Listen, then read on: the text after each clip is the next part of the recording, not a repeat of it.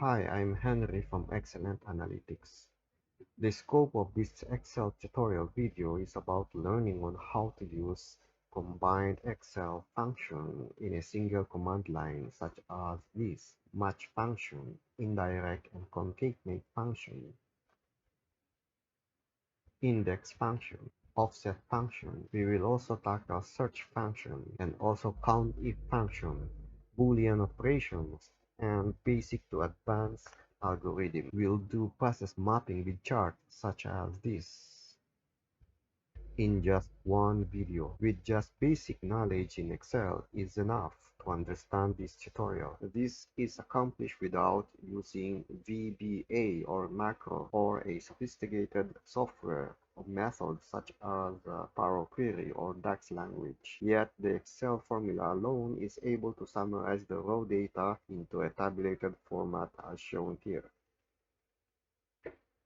So the task that we're going to do is to summarize the machine alarms came from this raw data, consolidate the occurrence of the number of alarms, identify the location, summarize the tool count as well into tabulated format. This method is useful in manufacturing or any application that is similar when you are investigating machine performance or process performance in the manufacturing when raw data is arranged in a continuous manner or series log data. This is the raw data located in the left-hand side. It's a continuous recorded data from fully automated machine in every activity is being executed. Just to give you a quick background, this machine is used in a semiconductor chipset assembly. In this case, this is actually came from so-called wire bonding machine, as shown here in this video.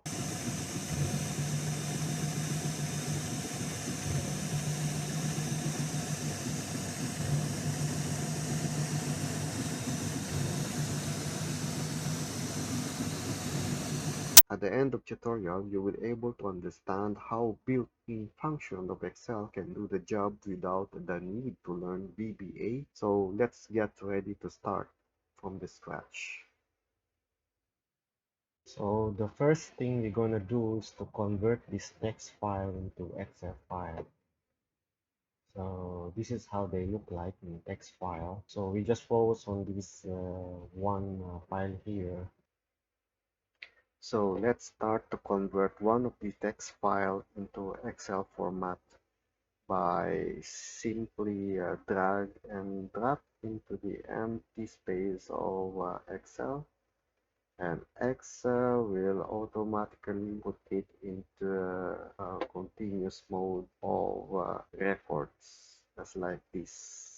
Now let's create our first formula based from the first task that we're going to take. This is to construct formula capable to list down the row location dynamically on repeated lookup value. Down the row location based from this lookup value. In this case, this is a PDT unexpected SHTL. I think PDT means production downtime and SHTL is short tail. Then that's the time that we're able to list down the rest of information based from this row location. If I do manual list down of row location, it should look like this. Row 24, here you go. Then the rest should look like this: 55, then 97, then the fourth is 157. Then let's put this aside. Then let's begin to create a formula, double check it using this expected value. The first function to be used is match because it will return the row location or the column location based on the lookup array. The lookup value is this PDT unexpected short tail, then lock the so that it doesn't move, then we copy and paste it in the next. So lookup value initially I'll use 1 to 200, then later we'll expand it to 200,000 maybe. Okay, then the match is 0 to be exact match. Then list down, then there you go. The reason why you did not list down 55, 97, 157 based on the expected result because match behaves to return the first row location or column location that it sees. So in this case, we need to make this reference more dynamic. So that's if I do it in a hard code manner, it should look like this. So right after the 24th row, press enter, then add the previous, then the result like that. Similarly on this third row, 56. Yeah, and so on. Okay, let's modify this formula and make this reference more dynamic. So in this case, combination of indirect and concatenate are the perfect tool to correct this. Concatenate first, then lock the first column, and separate by comma, and remove this aside for this. Then we need to delete this and replace it based on the previous 24. And this time we need to add 1 because we need to make it result 25, right? Based on what needs to be done here. Press enter if I press enter without the indirect, there's a error message here. That's why you need to put indirect here because the indirect will tell to Excel that this is a reference. There you are, and enter. There you go. I drag it. Reason why this is not applicable because of our coverage is only up to 200. Let's expand it to 100,000. Then copy paste. Let's expand it further in the first one. Yeah, this is the formula. Since I have the row location, I now able to pinpoint the date and time because each alarm has a corresponding date time, one row below. It's always consistent one row below. So this time to return the date and time here, the actual value based from this cell, we need to use index. Array is the whole column, and the roll number should be this. Then if I enter it, it now return this expected short tail. So we need to put this one step ahead by adding 1 because always consistent 1 row. There you go. Same thing here in wire location. Wire location is index, then wow, but type array, block, then row, then plus 1, 2, 3, 4, 5. 5 exists in always on the 5th row right after the reference. Our reference is this row location. This is our main reference for every lookup value. And column 1, because we're dealing on column 1. Okay. There you go. Yeah, same thing. You just copy this formula, paste it here, and just deduct this to 4 because this device is located in the fourth row. Every unexpected shortcut. And here you go. Here's the result. Next is to fill in this tool count field. Tool count is coming from every touchdown. This is the number need to be transferred in that field. This long text is preceded and always have a varying distance from the reference that we're going to use because our reference is always the alarm, and what we're going to do is to extract this number from this text, long text, and locate it dynamically based from our reference.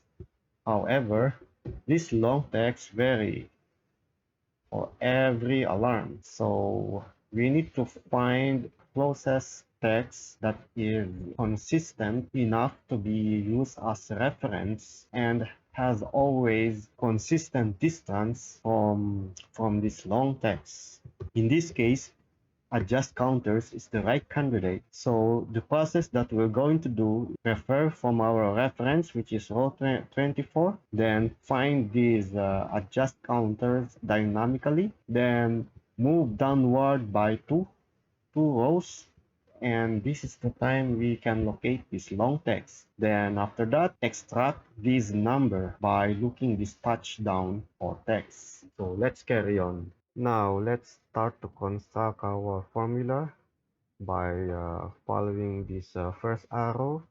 This arrow states that it needs to find the adjust counters from our reference, then make a boolean out of it. The first function that need to be used should be offset, because offset is will list down the contents of this coverage area that I just highlighted, then ensure that the adjust counter is covered. So the reference that we're gonna use here is A1, although you can use the whole column A, but for the time being, for this tutorial, we use A1 only, because if we the result will come out the same anyway. Then the row number or the rows is our, in this case is 24, C15. Then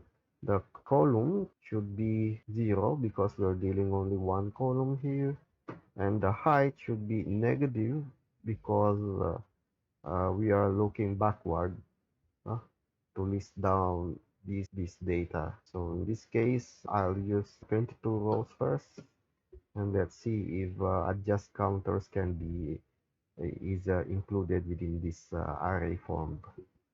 Then the width is 1, because we're dealing one column only. Then do not press enter.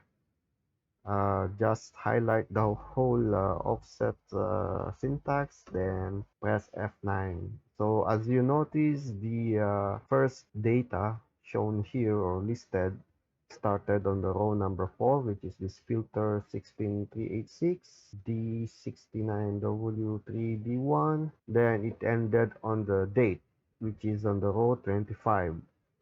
Reason why the offset started here, because by default it will always start right after the row or right after the reference that we use.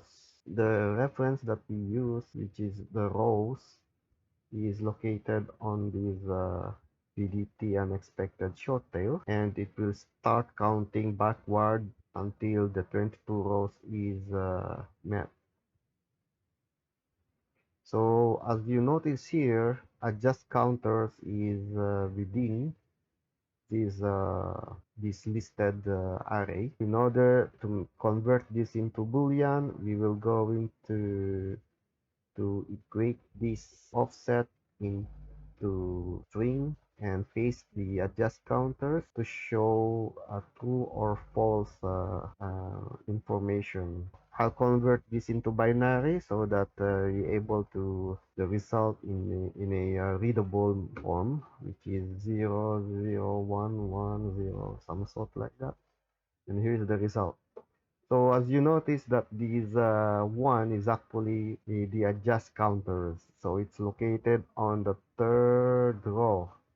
So we need to convert this 3 so that the we can extract the row numbers instead of 1, 0, 1, 0 only. So let's put it back. How do I do that?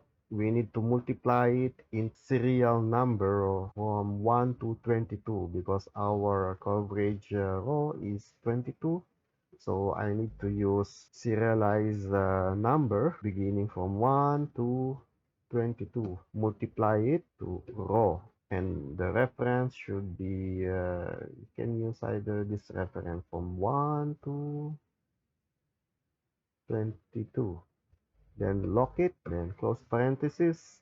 If I calculate this row number and show it in an array form, it should look like this. As you notice, it is counting 1 to 22. So this array here is just a helper. It won't affect any any calculation even though you put a value here because it's just counting the row number. Then press enter, then highlight it to show in array form but should indicate what row that this adjust counter is located, which is these three. So the next step is make this one appear number 3 or row 3, because if I just press enter it will show 0. If I press shift control shift enter, still 0. So we need to use max function to come out number 3, which is the row number, and close, and ensure because this is an array form, ensure that the control shift and enter is pressed. So let's correct it again. That's this way. Oh yeah, too much parentheses. Enter. There you are. So here is the row number beginning from our reference from here, which is actually from here to there. Oh, sorry. From here to here. Then count 1, 2, 3. And then since the adjust counters and this text here where the touchdown information is located is always 2 step forward by row, just add 2, then control shift, then 5.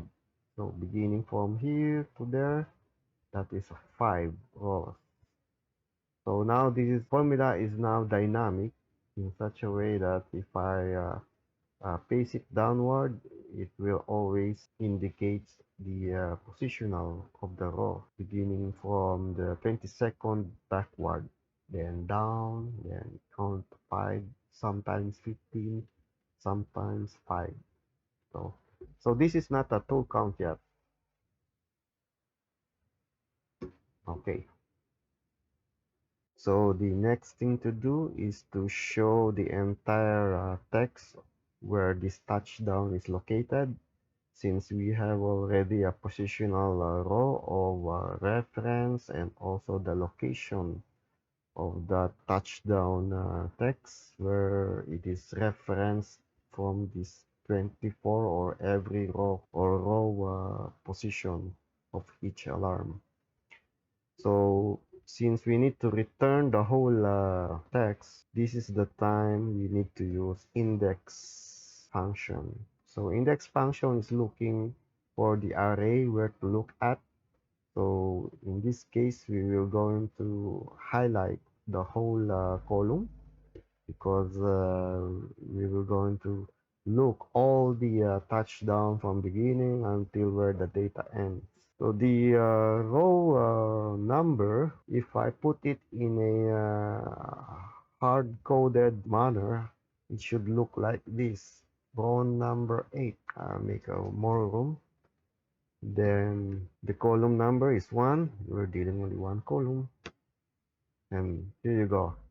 This is the result that we're after. If I put it on the second column, it should return 55. I need to put this into 55 and it will show it should be 55. Oh, it should be this one 49, because these are the one that this is the data that we're looking and extracting. There you are. So it should be 49. So our objective now is to make uh, this row number in a dynamic way by using this row location of reference of each alarm and the row location based from the reference. We start from our reference, which is this, and then we need to deduct, because we use 22 rows moving backward, then minus this row location. There you are. And press enter. Okay. The reason why it resulted in this row 7 because I did mention earlier that the offset function starts from here now, no longer here because it always advanced by one row. So all we need is to add 1 here so that it can capture these touchdown text. Then actually you can actually paste it downward and it will automatically see everything. Okay, this is cool. So next, let's extract this touchdown number out from this long text. Mid function will be used here to extract this number between these long text. So the first argument is what text should be here, but in this case, the whole formula is located on the K15.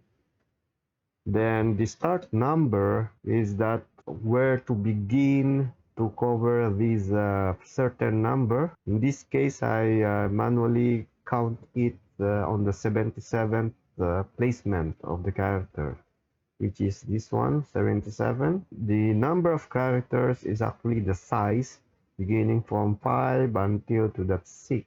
So in this case, we use 82 because I already counted the whole length of this text manually, then deduct it by 77 and see how it resulted.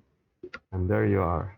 Of course, we cannot apply this all throughout in the event that the length of these certain text is longer or shorter. What we're going to do is to make this number more dynamic. So let's put it aside or maybe here. So let's locate it and we need to come out the same number as this by using a search function. And the text that we're looking is the touchdown. Then within the text, which is this K15, and where to start to count. Of course, we start from the very beginning, then enter. Okay. So reason why 66 because it starts from the letter T of this touchdown. So we just add 7 in order to eliminate this touchdown and we start on this space. So let's add 11. That's why 77. Similarly, on this second character that we need to count, or which is the right square bracket, and no need to count, no need to add 11 because we're after this right square bracket, and become 82. Let's now transfer this formula and put it here. There you are.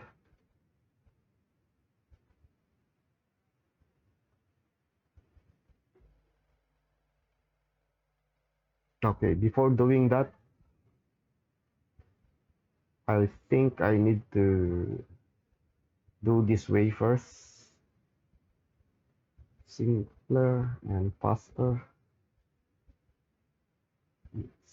So this, then this 82, just replace it, 82, then of course 77 it should be this one, then enter, and there you go, here it is. Oh, the reason why this one is no value because we need to also list down the location, and there you are. Next is to make this formula standalone by removing all of these helpers. So let's start in this formula of index by copying the entire formula and substitute it to this J15. Close parentheses because there's a negative sign there prior to this number. then Control Shift Enter. So now we can remove this, and this one can become a standalone. There you are. So next is to remove this K15 by using this formula, substitute it to this K15 and Control Shift. Then also on this second search. Okay, there you are. Let's go to this final formula. So it still refers to this tree reference. Oh, so let's start here by separating these K15 and V17 and these, okay, let's start on K15. Copy the whole formula and substitute it for K15. There you are. Then copy the whole formula of this search.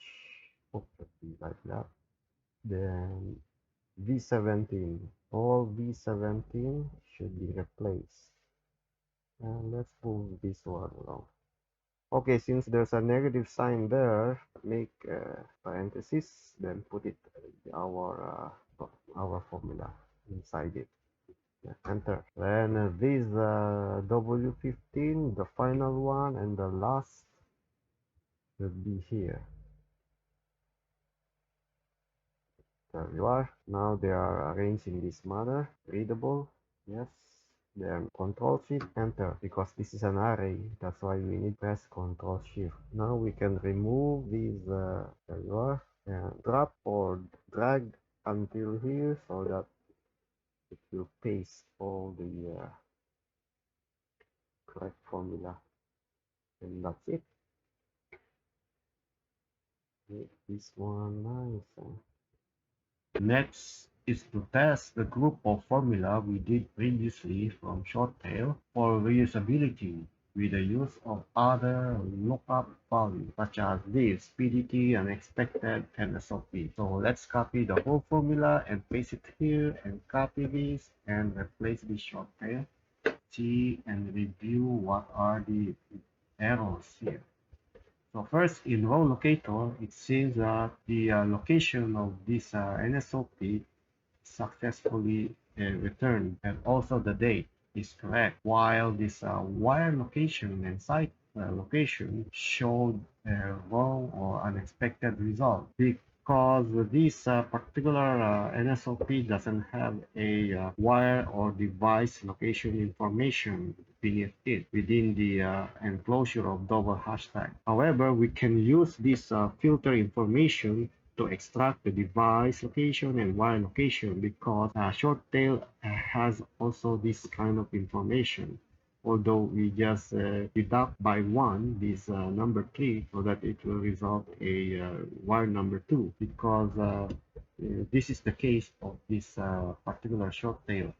It's a different method of NSOP and Shorttail. Then this 2 count is actually appearing in a wrong result, while the second and the rest is fine. I'm going to find this row 213.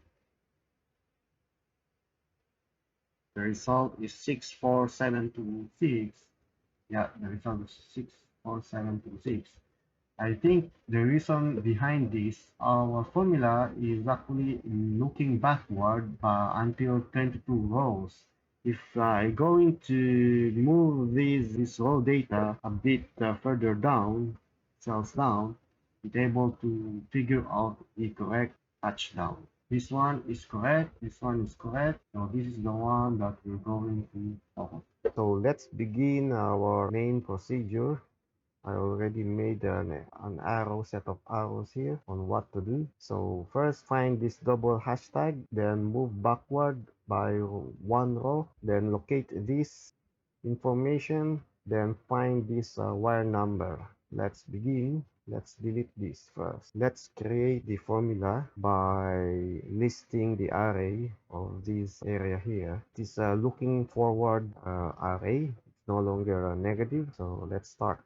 Offset reference still A1, then the row location is our reference, main reference of row locator of the alarm, then column 0, then the height is this time we're going to use positive 10 because this double hashtag won't go far from our unexpected alarm more than 10. Then with this one, then equate it to double hashtag because this is the one that we need to pair so that the result would be the reason why I need to put a double hyphen there is just to convert this into binary. Or you can do this way as well. Multiply by 1. It would result the same thing. There you are. Okay. So what we're after here is that the minimum. So let's multiply this to row first. Row. And 1, 2, 3, 4, 5, 6, 7, 8, 9, 10. There you are. Then lock. Then close. Parentheses. Okay. So what we're after here is this number 5. If I put this minimum right away, it will result 0 because the minimum here is 0. Okay. Let's review the array result of this offset multiplied by row. So what we're going to do is to eliminate this 0 and should not be appear lower than this 5 or 10 or whatsoever. So we need to substitute this 0 into maybe higher number or 100. So let's begin. Let's use substitute. Then the text is the whole formula, and the old text is 0. Since this is no longer a string, we can use directly the number without apostrophe. The new text is should be around 100 because the distance of this hashtag and the NSOP won't go far beyond the 10. Then no need for no need for instance number. Leave it blank. Then highlight the whole formula. Press F9.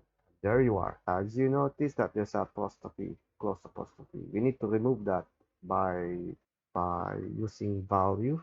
Convert those string into value, then highlight again, and that's it. There you go. Now this time the minimum is able to return the number 5. So again, this is still this is location, row location. This is not yet the result. Let's put this one somewhere here first.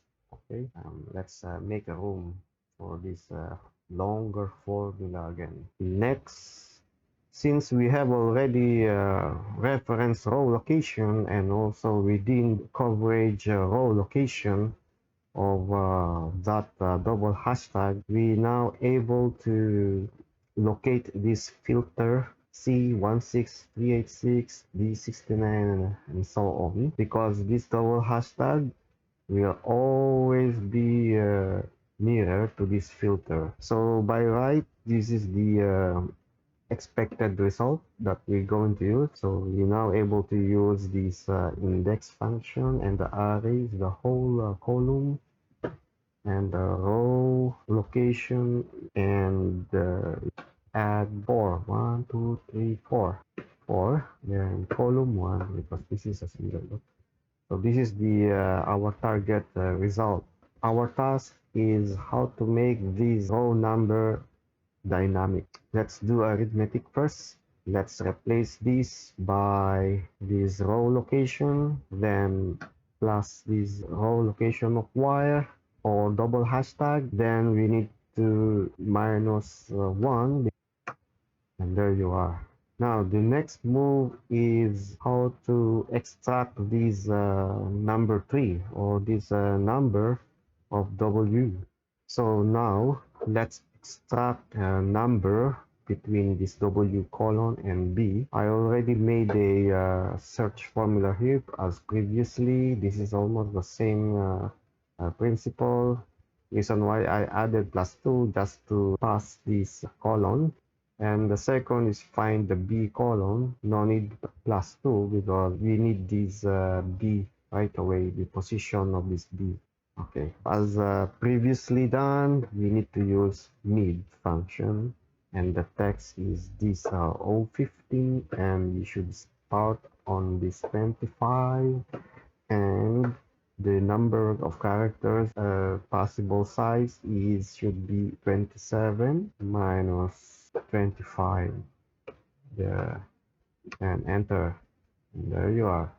Let's drag this here, so that's just a copy, and do this as well here. There. So it means our formula is working. 21. Now let's convert this into value. There, now it's now value.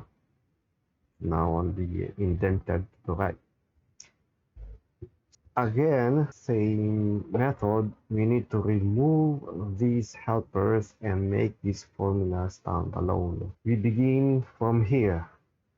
Let's copy the formula and replace these n. Then, similarly, we need to, okay, more room. We need to copy this and put it here, 015. Same here. There you are. If I remove this, then copy without this. Now it's able to withstand by itself. Then next is to remove these reference blue, red, violet by substituting this formula to this. Let's replace this 015. Okay, it's no longer readable, getting longer. So let's let's separate them by row. So that's easy to read. Then this, there you are. Okay, and last, it's, oh, I forgot. There's another R15 there. So this time we need to use close parentheses because of that minus sign. Then copy, then finally replace this S15. This is our formula. You can now remove this and copy, and there you go. Let's copy and paste here. There. Oh, it did not. Okay, this one it needs cut instead. Then paste. There you are. I'm leaving this this format. Yep, this one no need. So this one is now the var location, and this can be returned here, and delete this, and now we can apply it here as well. There you go. Just move this one, or you can do this faster way. Copy, then paste there. So the reason why y is returned the same number as y, because we haven't changed the search. Search this time is notice this D, in the number in between the D and W, that is the one that we wanted. So replace the W with D, all W. There's nothing more. Then the B, replace it by W. And nothing more. There you are. Okay, it's now correct. Let's test the reusability of our formula again to the other machine alarm, such as let's try to find NSOL, because that's another issue. NSOL is a free non-stick on lid. So let's copy this and paste it here. There you are. No issue. Now let's expand and show the other table, which is unhide. Then there you go. Three. How to convert this into value? Just do this. Let's convert this again to value. There you are. Then close it here. Then there. Let's copy and paste it here. Oh, see, everything is now reusable. This before and after. Now you may drag this and paste it to the next until you get, so it means this is the last alarm that it gets. Here you can further drag it until it shows not applicable information. Wow, this helping is really quite a lot. There you are. Basically, we already covered the challenging formula in this video, such as in array forms and Boolean method. So let's cover the simpler and short formula on the next video. I will demonstrate the following on the next video, such as how to summarize the adjust counter with a word count within, how to use sum and offset all together to calculate the word count dynamically and disregard the unwanted rows such as shown here in not applicable, and how to extract the number of word count from the row list. I will also demonstrate how to calculate this DPPM, which is quite simple. Simple as count the number of alarm and over this word count. And also in the part 2 tutorial video, I will demonstrate on how to use 3D charts such as this to help us to investigate or to do process mapping. This will help us to locate the localization of issues in the process. Stay in touch, my friends. There will be a weekly updates to cover all of these topics on my next videos. This is to show how Microsoft Excel and Power BI, with the help of DAX language and MDP Power Query, and lastly Python. Each software I will demonstrate on how to automate and consolidate multiple sources of data into one source of data, do auto reporting, do query or investigation, and make analysis easier in real-world applications such as in supply chain, engineering, manufacturing, and financial industry. I will also do touch-up tutorial on few examples of DOE or design of experiment using SASJAM and automate repetitive tasks in SolidWorks. So again, stay in touch. Thank you.